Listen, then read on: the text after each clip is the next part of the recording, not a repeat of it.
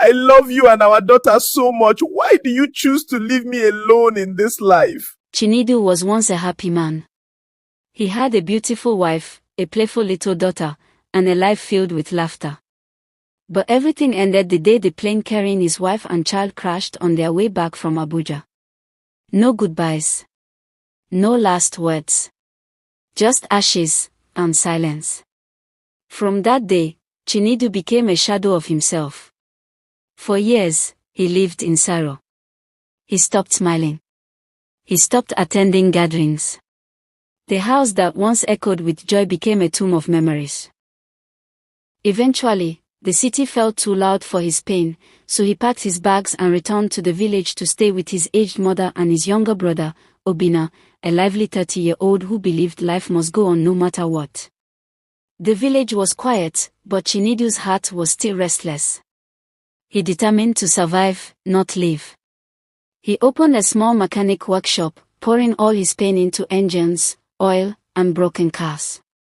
Work was the only thing that distracted him from his loss. Amoka was known in the village as the troublesome girl. Sharp mouth. Bold eyes. Fearless attitude. One afternoon, she walked into Chinedu's mechanic shop asking for work.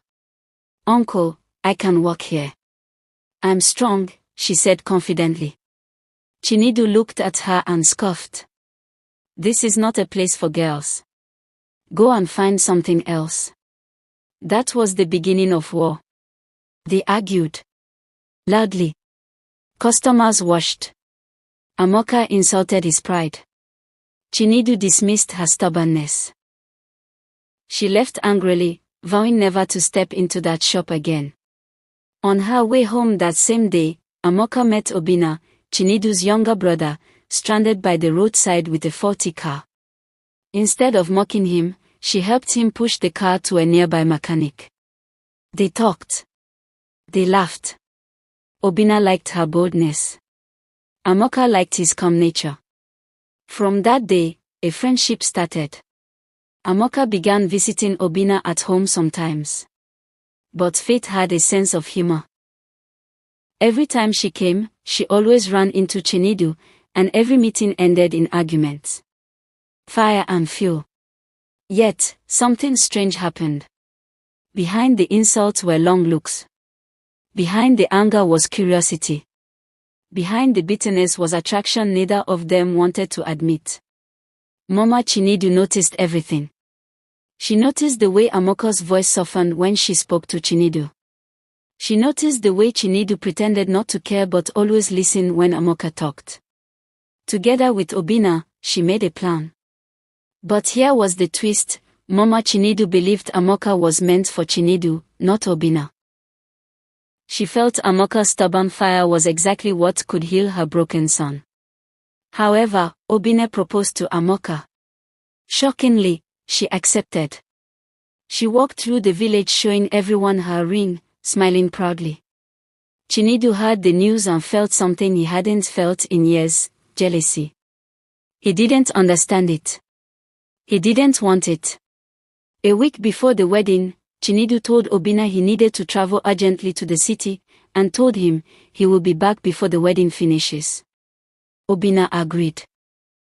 What Chinedu didn't know: the wedding was actually meant for him.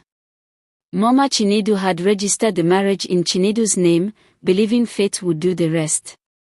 On the wedding day, when traditional rites began, Amoka overheard elders calling Chinedu's name as the groom. Confusion turned to anger. Chinedu arrived late, only to see Amoka dressed as his bride. They were furious. Amoka felt betrayed. Chinedu felt manipulated. Harsh words were spoken. Accusations flew. The wedding almost collapsed. But that day, truth surfaced. Obinna admitted he noticed the hidden love between them. Mama Chinedu confessed she only wanted her son to live again. From pain to love. Days passed. Silence turned into conversations. Conversations turned into understanding. Amoka learned about Chinedu's past. Chinedu learned Amoka wasn't trouble, she was strength wrapped in fire. Slowly, walls fell. Love grew, not loud, but real. Ending. Chinedu didn't replace what he lost. He found a new beginning. Amoka didn't steal a man. She healed one.